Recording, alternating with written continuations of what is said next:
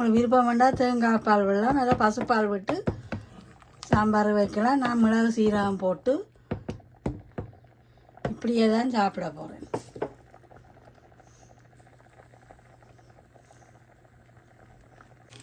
இப்போ சாம்பார் முருங்கக்காய், கத்திரிக்காய், பூசணிக்காய், வெந்தயம், பூண்டு, கருவேப்பிலை, வெங்காயம், பச்சை மிளகாய் அவியட்டும். Hello? Buddha, can I come? I said the Buddha come. Again calling. Again. கேட்கலையா பூட்டாக்கு பிளத்து? Hey, hey, hey. Hey, Buddha, can I come? Our home. Can I come in our home? He's coming. He's coming? Yeah. Oh. Who is coming? Who is coming? Buddha's coming. Buddha is coming? Yeah. Oh. இப்போ என்னட்ட வாழைக்காய் இல்லாதபடியாக வாழைக்காய் போடியில் முருங்கைக்காய், கத்திரிக்காய், தக்காளி, பூசணிக்காய், வெந்தயம் எல்லாம் போட்டு அவிய விட்டுருக்குறேன். முருங்கைக்காய் குழம்பு அவியுது. கிங்ஃபிஷ் கறி வச்சிருக்கு. சாம்பார் கறி வச்சிருக்கு.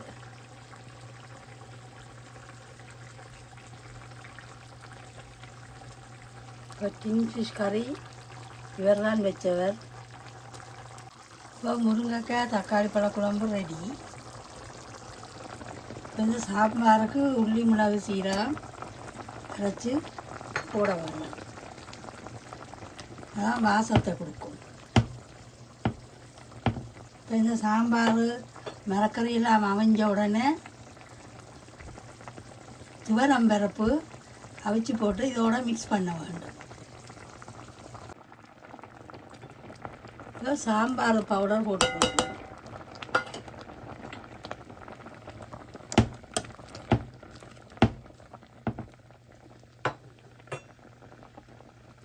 இப்போ சாம்பாருக்கு கொடுக்காய் புளி போட்டு கொடுக்குறேன்.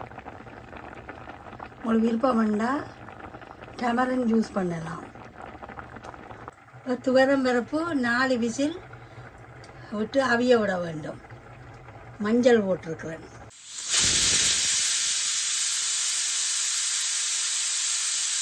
இப்போ 4 விசில் விட்டு துவரம் பருப்பு வடிவாக அவிஞ்சிருக்கு. இதை சாம்பாரோட கலந்து கொள்ளுவோம்.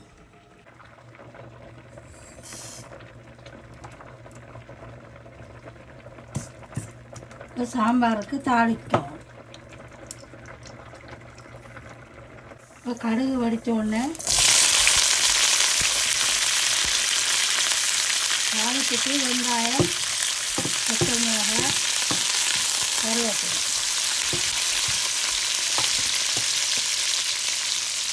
இப்போ தாளிதான் ரெடி.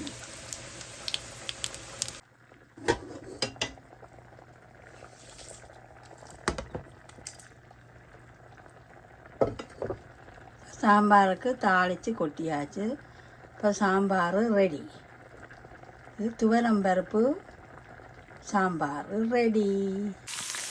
இந்த வெண்டைக்காயை பொரித்து வடிச்செடுத்து ஃப்ரீசரில் போட்டு வச்சா எப்பொழுதும் குழம்பு வைக்கலாம். இப்போ பொரித்த வெண்டைக்காய் எடுத்து சிப்லாக் பேக்கில் போட்டு ஃப்ரீசரில் வைக்க வேண்டும்.